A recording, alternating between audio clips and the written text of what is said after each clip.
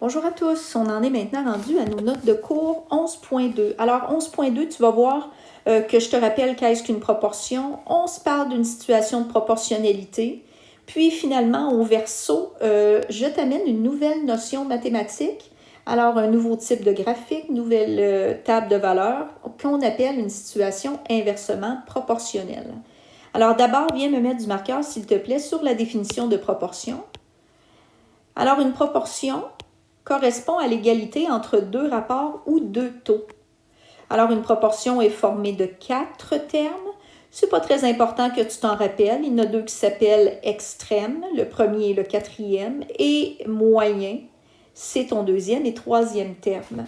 Alors, je vais te donner un exemple de proportion. Viens le prendre en note, s'il te plaît. Je peux l'écrire avec des 2 points. Oups, non, pas comme ça.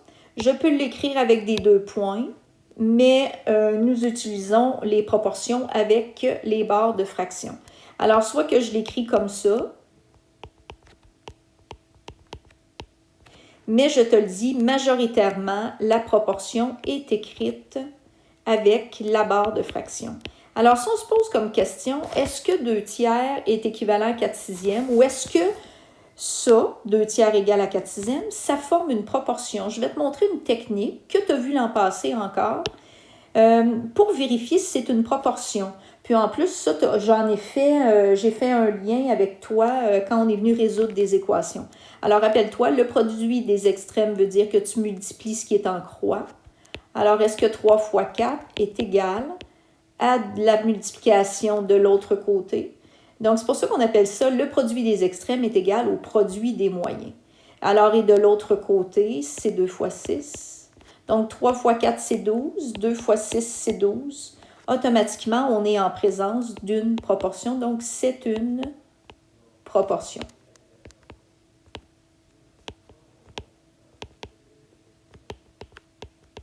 Voilà. Situation de proportionnalité. Est-ce que tu te souviens dans le chapitre 9 qu'on vient de voir où est-ce qu'on a étudié les types de droites? Donc, les droites obliques qui passent par l'origine, les droites obliques que la valeur initiale était une autre valeur que 0, les droites horizontales. Alors, on a tout étudié ça. Maintenant, là, je viens juste observer les droites qui passent par l'origine. Alors, ma droite est croissante, ma droite est décroissante, mais je viens juste observer mes droites qui passent par l'origine. Alors, mais ça porte un nom, puis ça porte un nom qui s'appelle situation de proportionnalité. Ça veut dire que tout le long, c'est proportionnel, situation de proportionnalité. Alors, des situations mettant en relation deux variables dont les valeurs associées donnent lieu à des rapports équivalents, à des taux équivalents, sont appelées des situations de proportionnalité ou des situations de variation directe. Rappelle-toi, je t'ai montré que les droites, l'année prochaine, ton prof de 3e secondaire va te montrer que les droites qui passent par l'origine sont des situations de variation directe. Les droites qui ne passent pas par l'origine, donc qui passent par une autre valeur initiale que 0, ce sont des situations de variation partielle. Et rappelle-toi, quand tu es en présence juste d'un palier ou d'un plateau, on appelle ça situation de variation nulle. Alors moi, j'observe seulement la droite qui passe par l'origine. Fait que je viens te donner d'autres types de vocabulaire. OK, observe bien ça. Les tables de valeurs,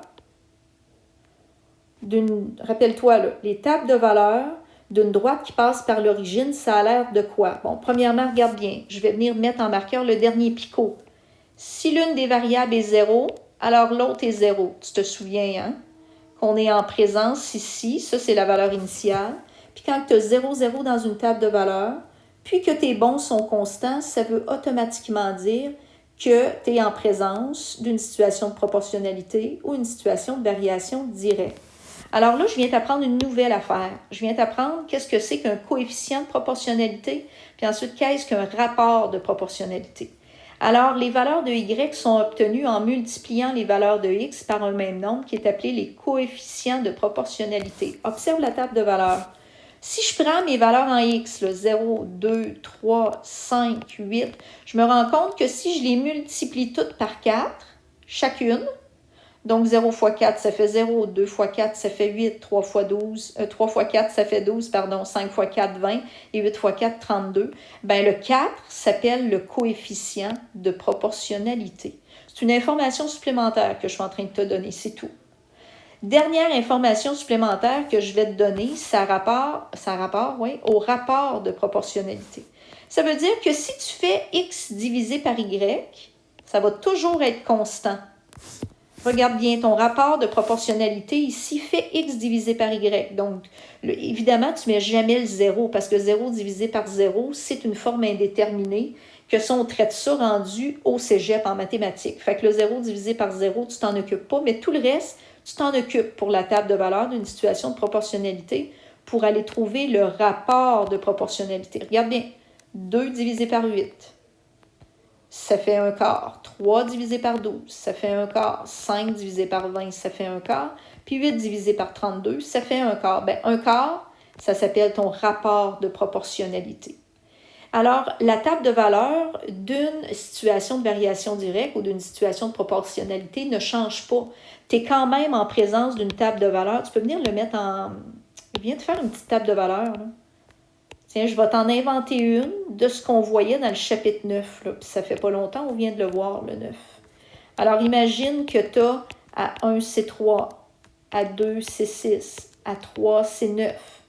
Bien, tu es en présence d'une table de valeurs où tes bons sont de 3. Donc, bon de 3 en bas, bon de 1 en l'air. Ça veut dire que 3 divisé par 1, ça fait 3. 3 divisé par 1, ça fait 3. Donc, tes bons sont de 3. Ton équation reste pareille, là, mais regarde bien ce qui est particulier pour la situation de proportionnalité. Ce sont les bons fois x plus la valeur initiale. Bien, les bons, on vient de les trouver, c'est 3. Puis ta valeur initiale est de 0. Parce que si tu recules, là, recule de 3. Alors, 3 moins 3, ça fait 0. Donc, automatiquement, le plus 0, tu peux le mettre. Voici de quoi a l'air une équation pour une situation de variation directe. Si y est égal au bon fois x, parce que ta valeur initiale est toujours égale à 0. Fait que c'est pour ça que, regarde, on peut quasiment barrer ici plus la valeur initiale dans la situation de variation directe ou la situation de proportionnalité. Maintenant, si je regarde le graphique, pense-y, on le sait que ça va être une droite, on le sait que ça va soit monter ou soit descendre. Ça ne sera pas long. Ah, voilà. On sait que ça va monter ou ça va descendre. Fait que viens la tracer, s'il te plaît. Moi, je vais prendre ma règle. On va y aller avec une droite qui monte.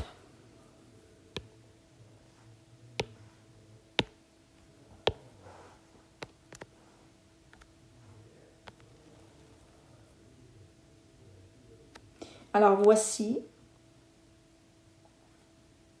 de quoi a l'air la droite. Ce ne sera pas long, je vais aller la refermer, là. Tiens. Alors, voici de quoi a l'air le graphique d'une situation de proportionnalité. Viens mettre en marqueur ce qui est écrit en haut, s'il te plaît. Alors, représentation graphique. Donc, la représentation graphique d'une situation de proportionnalité ou de variation directe, c'est une droite oblique passant par l'origine du plan cartésien. Fait que ta droite, elle monte ou elle descend, mais voilà de quoi a l'air ce type de graphique-là. Mais ça, on l'a déjà vu dans le chapitre 9. Là. C'est juste que l'an prochain, on va te parler de situation de variation directe. C'est plus le nom qu'on va aller te donner qu'une situation de proportionnalité. Alors voilà, je suis maintenant rendue aux situations inversement proportionnelles. On n'a jamais étudié ça jusqu'à maintenant, mais la situation inversement proportionnelle, là, écoute bien ça, là. Les bons ne seront pas constants, puis ils vont toujours être négatifs. Si tes bons ne sont pas constants, automatiquement, ça veut dire que tu es en présence d'une courbe.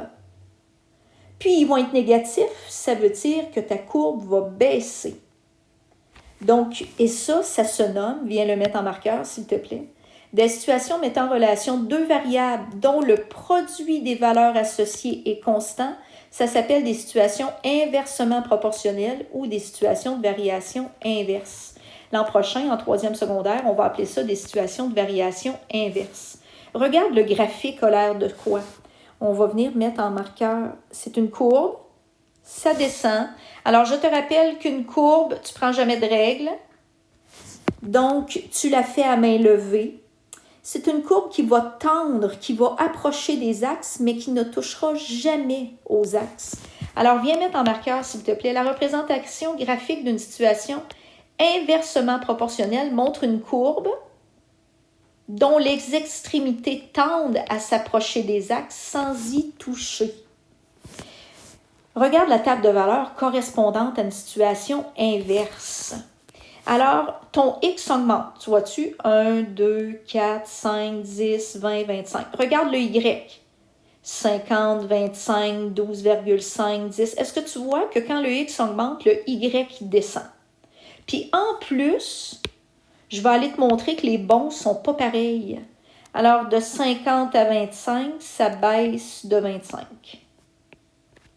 De 25 à 12,5, ça baisse de 12,5. De 12,5 à 10, ça baisse de 2,5. De 10 à 5, ça baisse de 5. De 5 à 2,5, ça baisse de 2,5. De 2,5 à 2, ça baisse de 0,5. L'autre bord, ça augmente de 1, ça augmente de 2, ça augmente de 1, ça augmente de 5, ça augmente de 10, puis ça augmente de 5. Fait que si tu fais moins 25 divisé par 1, rappelle-toi, c'est toujours les bons d'Y divisé par les bons de X. Moins 25 divisé par 1, ça fait moins 25. Moins 12,5 divisé par 2, ça fait moins 6,25. Moins 2,5 divisé par 1, ça fait moins 2,5. Moins 5 divisé par 5, ça fait moins 1. Et ainsi de suite. Alors, tu te rends compte, viens l'écrire s'il te plaît. Les bons ne sont pas constants. Bon, on va écrire ça où? On va écrire ça ici. Les bons, pas constants.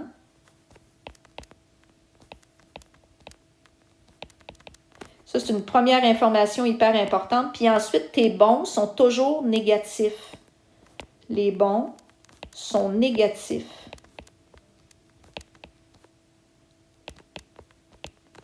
Alors, automatiquement, quand les bons sont négatifs, viens écrire en dessous que c'est parce que c'est pas une droite, que c'est une courbe qui descend. Ce sera pas long, je vais l'effacer. Donc, ça veut dire que c'est une courbe. C'est une courbe parce que les bons ne sont pas constants, puis ça descend vu que les bons sont négatifs. Courbe qui descend.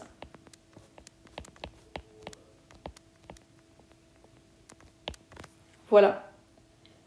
Mais ça, ce sont deux indices qui viennent t'aider à savoir que c'est une inverse ou une situation inversement proportionnelle.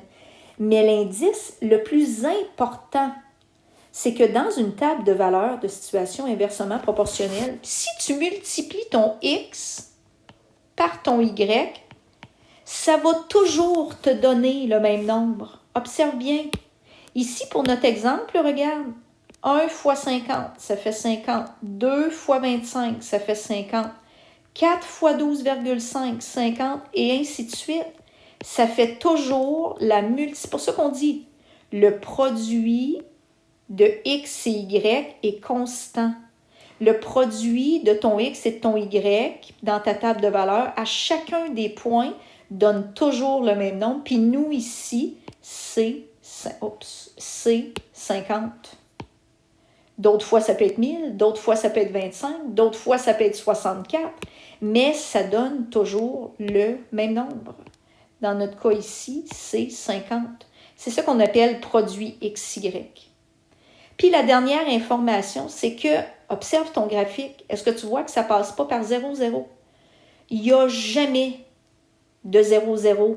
Il n'y a jamais de valeur initiale dans une situation inversement proportionnelle parce que ça ne se prête pas à ce type de problème-là. En classe, je vais te donner plein d'exemples possibles de situations inversement proportionnelles qui, justement, vont te faire réaliser que le 0,0 ne peut pas appartenir à ce type de graphique-là. Alors, c'est pour ça que dans une table de valeurs d'inverse, tu n'auras jamais le 0,0. Dans ton graphique d'une inverse, ça ne passera jamais par l'origine. Puis en plus, ça ne touchera jamais aux axes. Alors voilà, pour ta situation, inversement proportionnelle. C'est quelque chose de complètement nouveau. Moi, je te suggère fortement, viens mettre d'abord en marqueur ici ce que je viens de te dire. Donc, dans la table de valeur d'une situation inversement proportionnelle, où X est la première variable puis Y est la seconde, le produit XY est constant. Le produit XY est constant. Ça veut dire que la multiplication de X fois Y te donne toujours la même valeur. Et c'est juste l'inverse qui te donne ça. Alors, c'est pour ça que si tu ne sais pas, je te donne une table de valeur puis tu ne sais pas si c'est une inverse, ben vérifie ça. Fais ton X fois ton Y pour toute ta table, puis si ça te donne la même valeur, la même constante, alors ça veut dire que tu es en présence d'une inverse. Voilà. Alors, je viens de terminer les notes de cours 11.2 avec toi. J'espère que ça t'a aidé à comprendre cette partie.